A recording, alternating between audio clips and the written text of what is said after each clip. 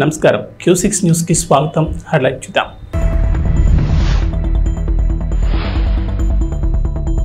మాజీ ఎంపీ కొనకళ్ళకు ప్రముఖ పారిశ్రామికవేత్త వికృతి పరామర్శ.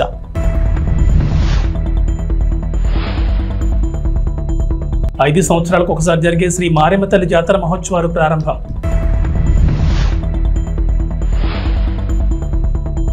బందలాయ్ చెరువు పోలింగ్ బూత్ గురించి గుడివాక శేషబాబు ఏం చెప్పారో తెలుసా? మచిలీపట్నం పార్లమెంట్ మాజీ సభ్యులు టీడీపీ జిల్లా అధ్యక్షులు కొనకళ్ళ నారాయణరావును ప్రముఖ పారిశ్రామికవేత్త వికృతి వెంకట శ్రీనివాసరావు పరామర్శించారు.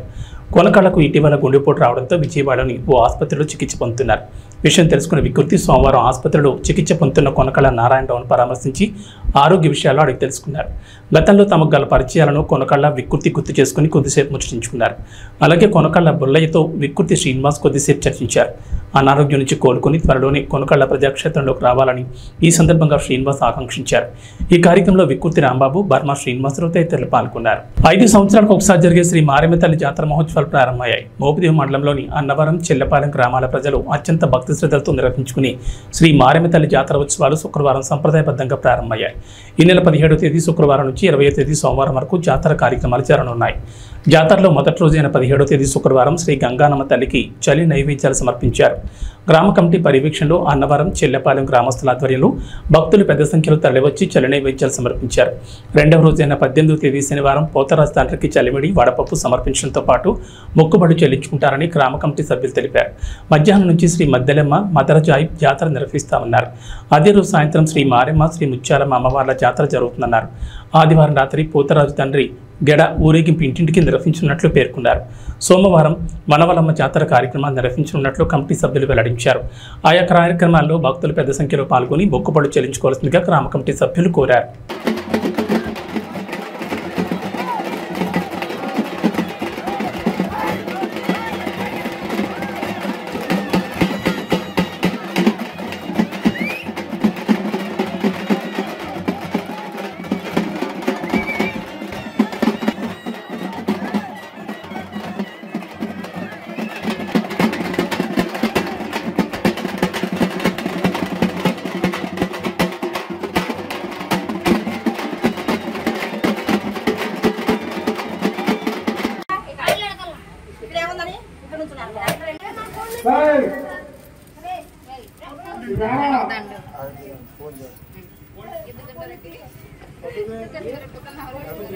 అవనికట్ట మండలంలోని బందలాయ్ చెరువు గ్రామంలో గల పోలింగ్ బూత్ గురించి మండల జనసేన పార్టీ అధ్యక్షులు గుడివాక శేషబాబు ఏం చెప్పారో తెలిస్తే ఆశ్చర్యపోతారు. శేషబాబు మాటల్లో మీరే స్వయంగా వినండి.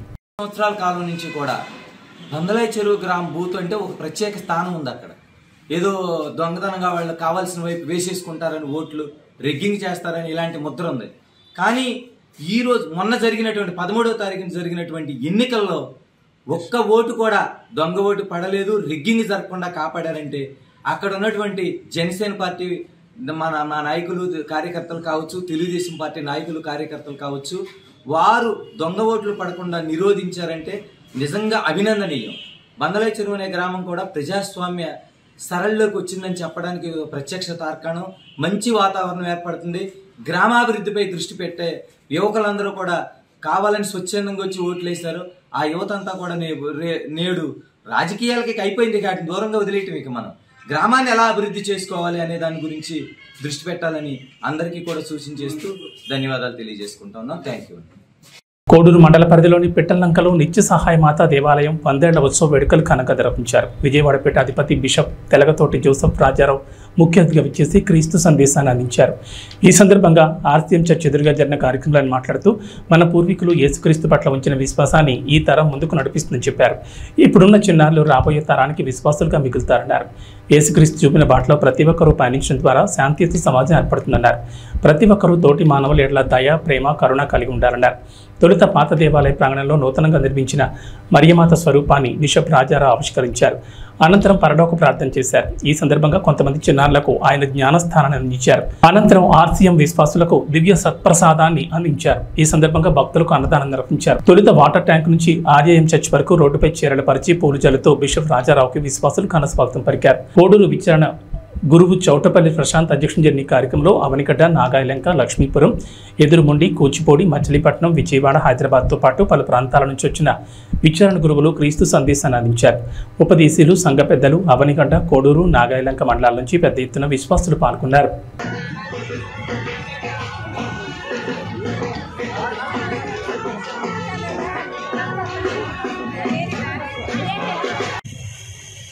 పిట్టల్లంక గ్రామానికి రావడం చాలా సంతోషంగా ఉంది. సహోదరి సహోదరులారా, మీ ఊరి పేరు కూడా చాలా బాగుంది, చెప్పడానికి బాగుంది పిట్టల్లంక. ఈరోజు మీరు 100 వసంతాల విశ్వాసాన్ని వేడుకగా చేసుకుంటున్న సందర్భంలో మీతో ఉండడం ఇంకా మరీ సంతోషంగా ఉంది. నేను వచ్చేటప్పుడు అలనాడు మొదటిగా మీ దగ్గరకు వచ్చిన గురువుల గురించి ఆలోచిస్తూ ఉన్నాను. అదేవిధంగా విశ్వాసుల గురించి మీ తాత ముత్తాతల గురించి ఆలోచిస్తూ ఉన్నాను. మొట్టమొదటి బీజాలు ఎలా నాటారో, మొదటి క్రైస్తవులు ఎవరో, ఏ ఇంటి పేరు గలవాళ్ళో, అదేవిధంగా మొదటి ప్రార్థనలు ఏమి నేర్చుకున్నారో, మొదటి పాటలు ఏం పాడారో, మొదటిగా గురువులు వచ్చినప్పుడు ఎక్కడున్నారో, వీరందరిని గురించి నేను ఆలోచిస్తూ వచ్చాను. మీకు ముందు ఉన్నవాళ్ళు, చనిపోయిన వాళ్ళు, మా అమ్మమ్మలు, తాతయ్యలు, ముత్తాతలు, వాళ్ళందరూ ముందు ఒక పదంలో నడుస్తూ వాళ్ళు వెళ్ళేటప్పుడు కేవలం ఇళ్లను, ఆస్తులను కాకుండా వాటిని మాత్రమే కాకుండా విశ్వాసాన్ని కూడా వదిలి వెళ్ళారు. వదిలి వెళ్ళిన విశ్వాసాన్ని మీరు వదిలిపెట్టలేదు. దానికి ఇంకా ముందుకు సాగాలని దృఢ సంకల్పంతో, నిశ్చయంతో ఈరోజు మీరందరూ ఈ వేడుకను చేసుకుంటున్నారు. ఈ మహిమాయుత క్రైస్తవ సహాయమాత మందిరమును ఆశీర్వదించండి. మేము ఈరోజు మందిరంలో ప్రతిష్ఠించుకున్న క్రైస్తవుల సహాయమాత స్వరూపమును ఆశీర్వదించి అది మాకు స్మరణ, మాకు త్యాగశీలతను, మా ఆత్మీయ జీవితాలకు స్ఫూర్తిని, చైతన్యమును వసుగునుగాక. ఈ సహాయమాత మందిరమును గౌరవించి ఆరాధించిన వారందరినీ కనికరించి వారిపై మీ ఆశీస్సులు కురిపించి వారికి ఇహలోక సౌభాగ్యాలు, జీవితాంతమును మోక్ష భాగ్యం ప్రసాదించమని మా నాథులైన క్రీస్తు ద్వారా ఈ మనవి చేయుచున్నాము. పరలోకమందున్న మా తండ్రి, మీ నామం పూజింపబడుగాక, మీ రాజ్యం వచ్చునుగాక, మీ చిత్తము పరలోకమందు నెరవేరినట్లు భూలోకమందు నెరవేరుగాక. నానాటికి కావలసిన ఆయనము మాకు నేర్పండి.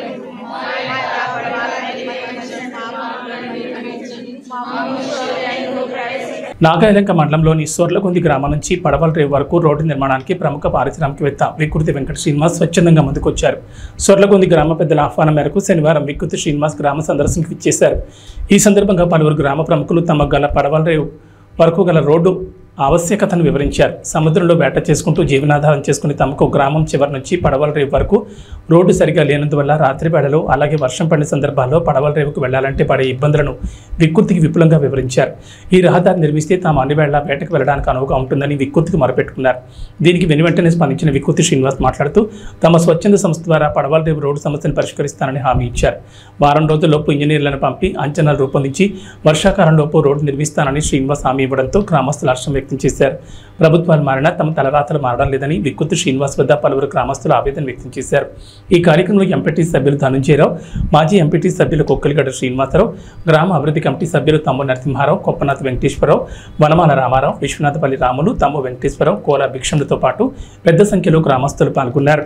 అవనిగడ్డలో కొలువుదీరిన శ్రీ లంకమ్మ అమ్మవారి నెల జాతర మహోత్సవం భక్తుల కోలాహలం నడుమ ఘనంగా జరిగింది. ఆలయ కార్యనిర్వహణాధికారి యార్లగడ్డ శ్రీనివాసరావు ఆధ్వర్యంలో ఆలయ కమిటీ చైర్మన్ చెన్నా ప్రసాద్ పర్యవేక్షణలో బుధవారం సాయంత్రం పెద్ద సంఖ్యలో భక్తులు అమ్మవారిని దర్శించుకుని మొక్కుబడులు చెల్లించుకున్నారు.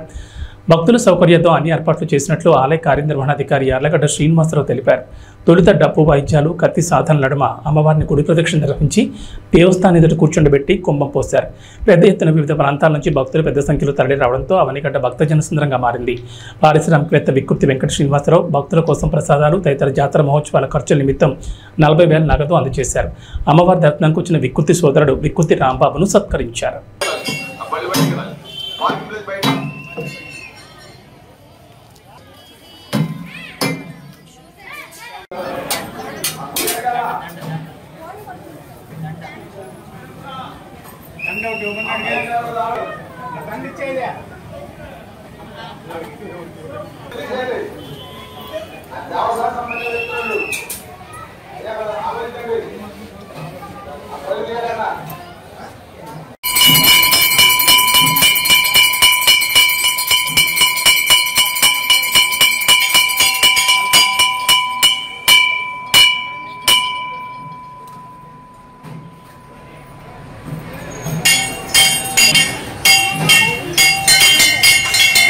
తల్లి కృష్ణా జిల్లా అవనిగడ్డ గ్రామంలో గ్రామదేవత అయినటువంటి శ్రీ లంకమ్మవారి దేవస్థానంలో ఈరోజు అమ్మవారి నెలసంబరం పౌర్ణమి రోజు నుంచి మళ్ళీ రేపు మధ్యాహ్నం వరకు వైభవంగా ఈ కార్యక్రమం జరుగుతుంది. ఈ కార్యక్రమంలో భక్తులు అధిక సంఖ్యలో వచ్చేందుకు అవకాశం ఉన్నది. అలాగే ఈ కార్యక్రమానికి ఈ సంబర మహోత్సవానికి మా ధర్మకర్తలు, చైర్మన్ గారు, పోలీస్ వారు, అలాగే రెవెన్యూ డిపార్ట్మెంట్ వారు, ఆరోగ్య శాఖ వాళ్ళు కూడా ఈ కార్యక్రమానికి ఎంతో సహాయ సహకారాలు చేస్తున్నారు. అట్లాగే ముందు కార్యక్రమానికి కూడా వీళ్ళందరూ సహాయ సహకారాలు ఇవ్వాల్సిందిగా కోరుకుంటూ జై లంకమ్మ తల్లి. లంకమ్మ తల్లికి నెలసంబర మహోత్సవం జరుగుతుంది. విధానం ప్రకారం జరుపుతున్నాం. పల్నాటి ఆచారం ప్రకారం అమ్మవారికి విధానం నడుపుతున్నాము. నెలసంబరం జాతర. ఇప్పుడు అమ్మవారిని బయటికి తీసుకొచ్చి గుడారిలో పెట్టి కుంభం పోసి ఏటంలాటిని కోసేసి ఆ మొక్కుబడులు అవి తీర్చుకునే వాళ్ళు అంతా తీర్చుకుంటారు. ఆమెకి సరిపాను సంబరం విధానం చేస్తాం. గత కొద్ది రోజుల నుంచి కురుస్తున్న వర్షాల కారణంగా మొక్కజొన్న రైతులు కుదేలయ్యారు. మోపిదేవి మండలంలోని పోచుగాన్ లంక పరిసర ప్రాంతాల్లో పలువురు రైతులు మొక్కజొన్న పంట వేశారు. గత కొద్ది రోజుల నుంచి కురుస్తున్న వర్షాల కారణంగా మొక్కజొన్న రైతులు పూర్తిగా నష్టపోయారు. మొక్కజొన్న కౌలు రైతు యార్లగడ్డ బసవపూర్ణయ్య తన ఆవేదన వ్యక్తం చేశారు. 3 ఎకరాల 25 సెంట్లను కౌలుకు తీసుకుని మొక్కజొన్న పంట వేసినట్లు తెలిపారు. కౌలుకు కాకుండా ₹1,00,000 పైగా పెట్టుబడి పెట్టినట్లు వెల్లడించారు. గత వారం రోజుల నుంచి వస్తున్న అకాల వర్షాల కారణంగా మొక్కజొన్న పొత్తులు తడిసి నష్టపోయినట్లు ఆవేదన వ్యక్తం చేశారు. వర్షం కురవని సమయంలో కూలీలతో పొత్తులను ఎండబెడుతున్నట్లు చెప్పారు. వర్షాల కారణంగా నష్టపోయిన మొక్కజొన్న రైతులను ప్రభుత్వం ఆదుకోవాలని ఈ సందర్భంగా బసవపూర్ణయ్య కోరారు. మొక్కజొన్న పొత్తులను తీయకుండా పంటపై ఉన్న రైతులు కొంత ఊపిరి పీల్చుకున్నారు. ఇప్పుడు మొత్తం అంతా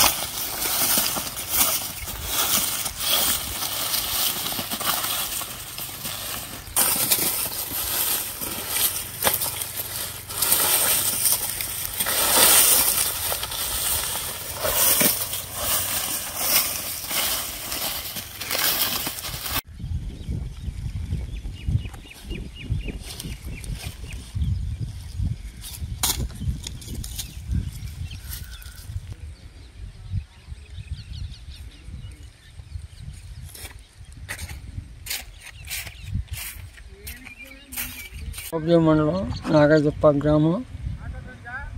నా పేరు యార్లగడ్డ బసవపూర్ణయ్య. నేను 3 ఎకరాలు 3 బాధికి కౌలు తీసుకుని పండిస్తున్నాను. ఈ మొక్కజొన్న వేసాను, మొక్కజొన్న మొత్తం పాడైపోయింది. మొత్తం ఇదే పరిస్థితి. మీరు ఏమన్నా దయచేసి ఏమన్నా ఏం రూపాయి వచ్చింది ఏం లేదు, ఇందుతో మొత్తం అంతా నేను చేసి పెట్టుకుంటున్నాను. ఇప్పుడు ఇది మీరు దయచేసి ఏమైనా ఇప్పించవలసిందిగా కోరుతున్నాను. నంద్యాల జిల్లా ఎస్పీ రఘురామరెడ్డి ఆదేశాల మేరకు కోఆర్డినేషన్ నిమిత్తం డోన్ డీఎస్పీ శ్రీనివాసరెడ్డి పర్యవేక్షణలో Dhone town urban police station inspector Praveen Kumar, Dhone rural inspector Asrath Basha, Dhone town SI GK Sarath Kumar Reddy, Dhone rural SI Sudhakar Reddy, Jaladurgam SI Vijay Kumar మరియు Dhone town police station, Dhone rural station మరియు జలదుర్గం పోలీస్ స్టేషన్ల సిబ్బందితో ఉదయం 5 గంటలకు చిగురుమాన్పేట ఏరియా నందు కోఆర్డినేషన్ చేస్తుండగా ఒక లగేజ్ బ్యాగ్ను దొంగిలించుకుని వచ్చిన 130 సెల్ ఫోన్లు మరియు 1,48,500 రూపాయలు నగదును స్వాధీనం చేసుకున్నారు. విచారించగా అతని సమీప బంధువులైన ఎరుకల నవాబ్ మరియు ఎరుకల పవన్లు తమిళనాడు రాష్ట్రం నక్కు వెళ్లి అక్కడ మనుషులు రద్దీగా ఉన్న ప్రాంతాల్లో సెల్ ఫోన్లను దొంగిలించుకొచ్చి వాటిని రవికి ఇవ్వగా అతను హైదరాబాద్ తీసుకువెళ్లి మహమ్మద్ ఖాజా నిజాముద్దీన్ ఖైజర్కు అమ్మి వస్తాడని తెలిపారు. కౌంటింగ్ ఎలక్షన్స్ అయిపోయినాయి. ఎలక్షన్ కౌంటింగ్ 4వ తేదీ ఉంది కాబట్టి ఈ జిల్లాలో అంటే రాష్ట్ర వ్యాప్తంగా కూడా డీజీ గారి ఆదేశాల మేరకు ప్రతి జిల్లాలో రోజు ఎక్కడో చోట మా సబ్ డివిజన్ పరిధిలో ప్రతి అసెంబ్లీ కాన్స్టిట్యున్సీలో ప్రతిరోజు కూడా ఒక ఏరియా ఎంచుకుని అక్కడ కార్డన్ అండ్ సెర్చ్ చేయడం జరుగుతుంది. అంటే కార్డన్ అండ్ సెర్చ్ అంటే కార్డన్ అంటే ఆ ఏరియాని చుట్టుముట్టడం, సెర్చ్ అంటే అక్కడ సోదాలు చేయడం. అది అందులో భాగంగా ఈరోజు ఉదయం మా నంద్యాల ఎస్పీ గారి ఆదేశాల మేరకు మా డోన్ టౌన్లో చిగురుమాన్పేటలో ఈరోజు ఉదయం 5 గంటల నుంచి అక్కడ కార్డన్ అండ్ సెర్చ్ ఆపరేషన్ చేయడం జరిగింది. దాంట్లో డోన్ సిఐ ప్రవీణ్, మన డోన్ రూరల్ సిఐ భాషా, ఎస్ఐ సుధాకర్ రెడ్డి, శరత్ కుమార్ రెడ్డి, వాళ్ళ జలదుర్గం ఎస్ఐ విజయ్ కుమార్, తర్వాత డోన్ టౌన్, డోన్ రూరల్, జలదుర్గం వీళ్ళ స్టాఫ్ అంతా కూడా చిగురుమాన్పేటలో కార్డన్ అండ్ సెర్చ్ చేయడం జరిగింది. దాంట్లో భాగంగా ఈ ఎరుకల రవి అలియాస్ పిలక రవి అని చెప్పి అతని ఇంట్లో సోదా చేసినప్పుడు 130 సెల్ ఫోన్లు అక్కడ దొరకడం జరిగింది ఒక బ్యాగ్లో. అట్లనే దాంట్లో 1,48,500 రూపాయలు క్యాష్ కూడా దాంట్లో పెట్టడం జరిగింది. దాని మీద అతన్ని అక్కడ విచారిస్తే తమిళనాడులో వీళ్ళ ఈ బ్యాచ్ ఉంది, ఈ బ్యాచ్ తమిళనాడు వెళ్ళి అక్కడ తమిళనాడులో రద్దీగా ఉండే ప్రదేశాల్లో జనాల దగ్గర ఈ సెల్ ఫోన్లు దొంగిలించుకుని తీసుకొచ్చినట్లు, ఈ సెల్ ఫోన్లు హైదరాబాద్లో వేరే అతను రిసీవర్ ఉన్నాడు, అతనికి అమ్మటానికి రెడీ సిద్ధం చేసినట్లు చెప్పడం జరిగింది. దాని మీదట అతన్ని అదుపులోకి తీసుకుని ఈ సెల్ ఫోన్స్ కూడా రికవరీ చేయడం జరిగింది. ఏదైతే అక్కడ ఈ సెల్ ఫోన్స్ దొంగతనం చేసుకొచ్చారో ఇద్దరు నవాబ్ను పవన్ను వాళ్ళిద్దరు దొరకాల్సింది, పట్టుకోవాల్సింది ఉంది. సో మొత్తం విలువ కూడా 21 lakhs ఈ సెల్ ఫోన్స్, 130 సెల్ ఫోన్లు, అట్లనే క్యాష్ 1,48,500 ఈ మొత్తం కూడా సీజ్ చేయడం జరిగింది. ఏదైతే కార్డన్ అండ్ సెర్చ్ ఆపరేషన్లో మా 2 సిఐలు 3 ఎస్ఐలు వాళ్ళ సిబ్బంది పాల్గొని చేశారు, వాళ్ళందరినీ కూడా మా ఎస్పీ గారు అభినందించడం జరిగింది. సో ఈ సెల్ ఫోన్ అఫెండర్స్ డోన్లో కొంతమంది ఉన్నారు, వాళ్ళు ఏంటంటే అదే పనిగా సెల్ ఫోన్ బయటికి వెళ్ళి బయట రాష్ట్రాల్లో కానీ బయట ప్రదేశాల్లో కానీ చేసుకురావడం జరుగుతూ ఉంది. వాళ్ళ మీద కూడా నిఘా పెట్టడం జరిగింది. అంతకుముందు కూడా ఈ సెల్ ఫోన్ సీజ్ చేసి కేసులు పెట్టడం జరిగింది, వాళ్ళ మీద షీట్స్ కూడా ఓపెన్ చేయడం జరిగింది. సో ఈ నిఘా అనేది కంటిన్యూ చేస్తాము. ఇట్లానే రైడ్స్ కూడా చేసి ఇది ఈ అఫెన్స్లు జరగకుండా ఉండే విధంగా చర్యలు తీసుకోవడం జరుగుతుంది. కర్నూలు నుంచి ఆదోనికి పోతున్న బస్సు తెల్లవారుజామున డ్రైవర్ నిద్రమత్తులో అదుపు తప్పి బోల్తా పడింది. బస్సులో 40 మంది ప్రయాణికులు ఉన్నారు. 2 బాలికలు అక్కడికక్కడే మృతి చెందగా మిగతా ప్రయాణికులకు తీవ్ర గాయాలయ్యాయి. తీవ్రంగా గాయపడిన క్షతగాత్రులను కర్నూలు ప్రభుత్వ ఆసుపత్రికి తరలించారు. డ్రైవర్ పరారీలో ఉన్నాడు.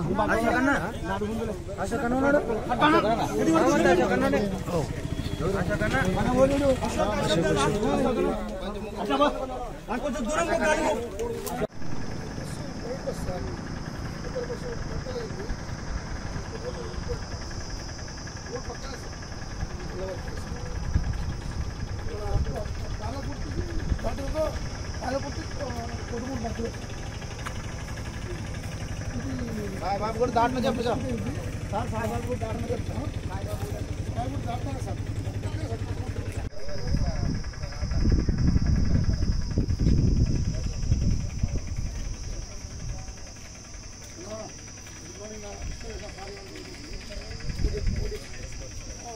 బస్సు కట్టలేదు కాబట్టి కొడుకు ముందుకు 2.5 కిలోమీటర్ దూరం ప్రైవేట్ బస్ ఉందా